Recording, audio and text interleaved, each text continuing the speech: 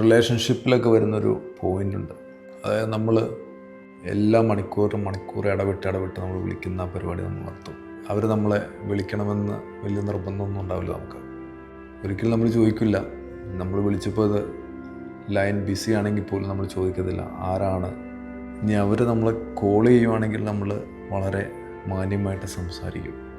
Call കട്ടായതിന് ശേഷം പിന്നെ നമ്മളതിനെക്കുറിച്ച് ഓർക്കാൻ പാടില്ല. നമ്മൾ അവരെ എവിടെയെങ്കിലും പോവുകയാണെങ്കിൽ നീ എവിടെ പോകുന്നു, നീ ആരുടെ കൂടെയാണ് എന്ന് നമ്മൾ ചോദിക്കാൻ നിൽക്കത്തില്ല.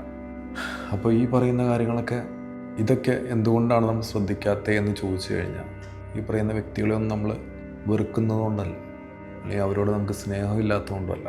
കാരണം എന്താണെന്ന് വെച്ചാൽ ഒരിക്കൽ നമ്മൾ വിശ്വസിച്ച് നമ്മുടെ ശരീരത്തിൻ്റെ ഏറ്റവും ദുർബലമായ ഒരു പാർട്ട് അവരുടെ കൈ കൊടുത്തപ്പോൾ അവരത് പൊട്ടിച്ച് തരിപ്പണമാക്കി നിങ്ങൾക്ക് തിരിച്ചു തന്നു. എന്നിട്ടും നിങ്ങൾക്ക് ആളുകളെ മനസ്സിലാക്കാൻ പറ്റുന്നുണ്ടെങ്കിൽ, അവരുടെ വിചാരങ്ങൾ മനസ്സിലാക്കാൻ പറ്റുന്നുണ്ടെങ്കിൽ, മറ്റുള്ളവൻ്റെ ഒറ്റപ്പെടലും മറ്റുള്ളവൻ്റെ ഉള്ളിലുള്ള വേദനയും എല്ലാം നിങ്ങൾക്ക് മനസ്സിലാക്കാൻ പറ്റുന്നുണ്ടെങ്കിൽ, മുറിവേറ്റ ഹൃദയം കുറച്ചൊക്കെ സുഖപ്പെട്ടു എന്നുള്ളതാണ്.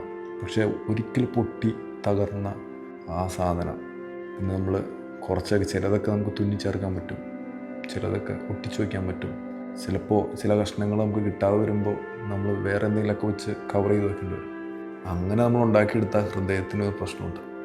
ആ ഹൃദയം ചിലപ്പോൾ ഇനി ഒരിക്കലും പൊട്ടിക്കാൻ പറ്റാത്ത രീതിയിലുള്ള ആ ലെവലിലേക്ക് എത്തി.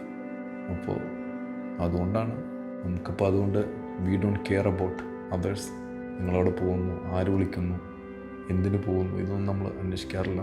നമ്മൾ നമ്മുടേതായ കാര്യങ്ങൾ നോക്കിയിട്ട് നമ്മുടേതായ സന്തോഷങ്ങൾ നമ്മളിൽ തന്നെയാണെന്ന് മനസ്സിലാക്കി നമ്മൾ ജീവിക്കുന്നു. അപ്പോൾ അതാണ് ഓരോ മനുഷ്യനും വേണ്ടത്.